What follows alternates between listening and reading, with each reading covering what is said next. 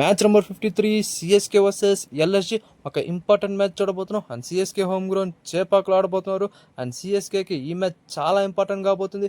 ఈ మ్యాచ్ గెలిస్తే వాళ్ళు టాప్ 4లోకి రావచ్చు. అండ్ ప్లే ఆఫ్ ఛాన్సెస్ కూడా ఎక్కువ అవుతాయి. అండ్ వాళ్ళ బ్యాటర్స్ కూడా ఒక మంచి ఫామ్లో ఉన్నారు. ప్రతి ఒక్క బ్యాటర్ కాంట్రిబ్యూట్ చేస్తున్నారు.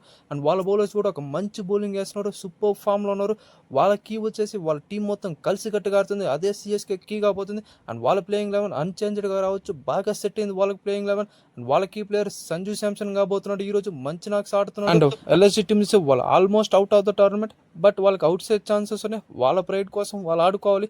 బట్ వాళ్ళ అదర్ పార్టీస్ని బ్రేక్ చేయొచ్చు బాగా ఆడితే. అంటే వాళ్ళ బ్యాటర్స్ కూడా ఒక మంచి ఫామ్లోకి వచ్చినారు. ఇది మంచి ఛాన్స్ వాళ్ళకి.